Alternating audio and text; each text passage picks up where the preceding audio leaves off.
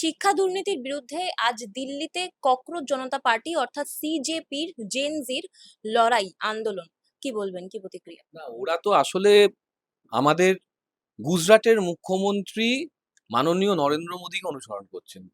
যখন মাননীয় নরেন্দ্র মোদী গুজরাটের মুখ্যমন্ত্রী ছিলেন, তখন উনি বলতেন যে লিকের খেলা চলছে।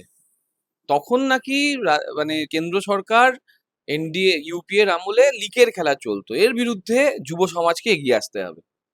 আজকে সেটাই হচ্ছে, ৮৩ বার লিক হয়েছে। আমি তোমাকে একটা সেন্টারের হিসাব দিচ্ছি, ৭২২ জন ক্যান্ডিডেট, ৭১ জন ইনভিজিলেটর।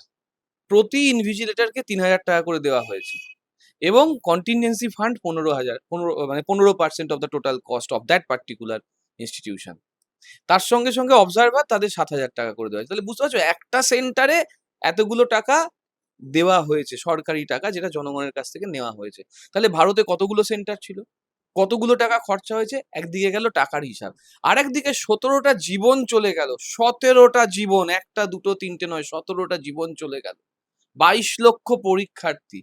আমাদের এখানে দিনের পর দিন আমরা চর্চা করেছি যে ২৬,০০০ চাকরি গেল, তার সত্যতা, তার মিথ্যে। আমার নির্দিষ্ট বক্তব্য ছিল যে এক পক্ষ সাজা পেল, যারা সাজা পেল তারা চাকরি করে, কিন্তু কারা তাদের সঙ্গে দুর্নীতি করেছে, তাদের কি অবস্থা, তারা কেন সাজা পেল না, বা তারা বা কারাই সেটাও চিহ্নিত হলো না, কিন্তু চাকরিজীবীদের চাকরিটা চলে গেল। এটা আমি বারংবার বলে এসেছি, এই বিচারের অন্যায়টাকে বলে এসেছি।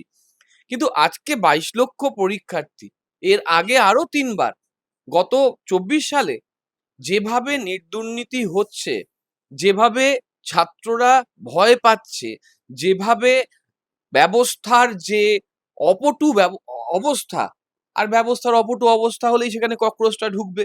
যেমন ধরো, রান্নাঘরে যদি পরিষ্কার না থাকে, তাহলে রান্নাঘরে ককরোচটা ঢুকে যায় এবং ময়লা করে। যেমন আমরা বেকারদের ময়লা বলেছি আমাদের বিচারপতিদের মাধ্যমে, আমাদের নেতাদের মাধ্যমে। আজকে সেই ময়লা হিসেবে যারা পরিগণিত, সেই ককরোচরা, তারা পরিষ্কারের জন্য মাঠে নেমে গেছে, নিজেরাই মাঠে নেমে গেছে। কি দরকার ছিল দায় না নেওয়ার? দায় নিলেই তো হয়ে যেত, দায় নিয়ে পদত্যাগ করলেই তো হয়ে যেত। আজকে তোমরা এডুকেশন ব্যবস্থাকে বলছো সব থেকে ভালো করে দেবে। কি ভালো করলে? ভালো যদি করতে, তাহলে এই ২২ লক্ষ পরীক্ষার্থী যাদের ভবিষ্যৎ নিয়ে তোমরা ছেলে খেলা করেছো, এর আগেও করেছো, ৮৩ বার লিক হয়েছে, তার মধ্যে আর একটা নতুন ঘটনা, ওই সিবিএসসি নতুন সিস্টেম আনবে, যন্ত্রমানব দিয়ে করবে। সবই তো এখন এআই দিয়ে হচ্ছে, যন্ত্রমানব আনবে। তাতে ভুল ধরা পড়লো, সেই ভুল যখন সামনে আনলো, তাদেরকে বলা হচ্ছে তারা নাকি অ্যান্টি ন্যাশনাল, তাদেরকে বলা হচ্ছে তারা নাকি বিদেশি। অর্থাৎ কখনো প্রশ্ন করলে অ্যান্টি ন্যাশনাল হয়ে যাবে। তাহলে তো গুজরাটের মুখ্যমন্ত্রী নরেন্দ্র মোদী সেই সময় ভুল বলেছিলেন, যখন তিনি বলতেন আমি চাই যুবরা আওয়াজ তুলুক, আমি চাই মিডিয়ারা শক্তিশালী ভাবে কথা বলুক, সরকারের বিরুদ্ধে প্রশ্ন তুলুক। আজকে সেই নরেন্দ্র মোদী নিজে শাসকে এসে প্রশ্ন তো নিতে পারেন না, মন কি বাত করেন, আর দু একটা মন মানে সাজিয়ে সাজিয়ে কথাবার্তা বলেছেন।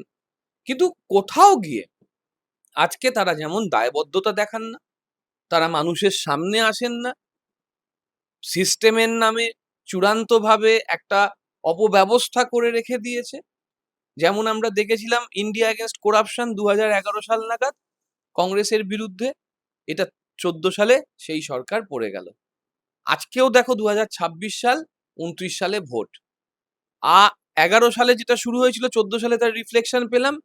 এবারও দেখো শুরু হলো ২৬ সালে, ২৯ সালে তার রিফ্লেকশন পাবো। এই ককরোচরাই আর বিভিন্ন বিরোধী রাজনৈতিক দলের যারা একসঙ্গে হচ্ছে, ইন্ডিয়া, আমাদের ইন্ডিয়া শক্তিশালী হচ্ছে। ফলে সামগ্রিকভাবে একদিকে জেনজি, যাদেরকে ককরোচ বলে অপমান করা হয়েছে, আর একদিকে ইন্ডিয়া ব্লক, যাদের বিরুদ্ধে নানানভাবে সমালোচনা ঠেলে দেওয়া হচ্ছে, তাদের বিরুদ্ধে ট্রোল করা হচ্ছে, তাদেরকে বিভিন্নভাবে চোর বলা হচ্ছে, তাদেরকে তাদের বিরুদ্ধে ব্যক্তিগত কুৎসা প্রচার করা হচ্ছে, দল ভাঙানোর চেষ্টা করা হচ্ছে, দলের অস্তিত্ব নিয়ে প্রশ্ন তোলা হচ্ছে। কিন্তু মানুষ আর নেতৃত্ব, এই দুটোর যখন স্বতঃস্ফূর্ত সমাবেশ ঘটবে, এইটা কিন্তু মাথায় রাখতে হবে যে স্বতঃস্ফূর্ত গণ আন্দোলন যখন সঠিক রাজনৈতিক নেতৃত্বের মাধ্যমে দিশা পাবে, তখন তা একটা ভয়ানক রূপ ধারণ করবে এবং ২৯ সালে তার প্রভাব কিন্তু মুক্ত হতে পারবে না এই বিজেপি দল। এখন দুটো বৈশাখী নিয়ে চলছে, ভবিষ্যতে কিন্তু তারা যদি না থাকে 240টাও পাবে কিনা সেটাও একটা প্রশ্নের মধ্যে পড়ে গেল। এই রাজ্যে যখন 26,000 চাকরি নিয়ে একটি ভয়ঙ্কর দুর্নীতি হয়েছিল তখন আন্দোলনের বন্যা বয়ে গিয়েছিল, কিন্তু এই যে নিট, সিবিএসই, এই যে দুর্নীতিগুলো হচ্ছে সেক্ষেত্রে তৃণমূল কেন এখনো রাস্তায় নামছে না? দেখো, তৃণমূল ইতিমধ্যে মাঠে নেমেছে। তৃণমূল মমতা বন্দ্যোপাধ্যায়ের নেতৃত্বে হকার উচ্ছেদের বিরুদ্ধে মাঠে নেমেছে। ছাত্ররা নিট নিয়ে বিভিন্ন জায়গায় খণ্ডিতভাবে, একদম ঐক্যবদ্ধ নয়, কারণ আমাদের সংগঠনের একটা পরিবর্তনের মধ্যে দিয়ে যাচ্ছে, দল একটা সমস্যার মধ্যে দিয়ে যাচ্ছে, ফলে দল এখন গোছানোর প্রক্রিয়া চলছে। কিন্তু এই নিট থেকে শুরু করে আমাদের বিভিন্ন যে অব্যবস্থা চলছে ভারতে, সেই অব্যবস্থার বিরুদ্ধে মানুষ কিন্তু তৃণমূল নেতৃত্বের ওপর অবশ্যই আশা রাখে, এবং তৃণমূল নেতৃত্ব মাঠে নেমেছে। এবং যখন মাঠে নেমেছে তুমিও দেখেছো যে কিভাবে পুলিশি ঘেরাটপ করা হয়েছে।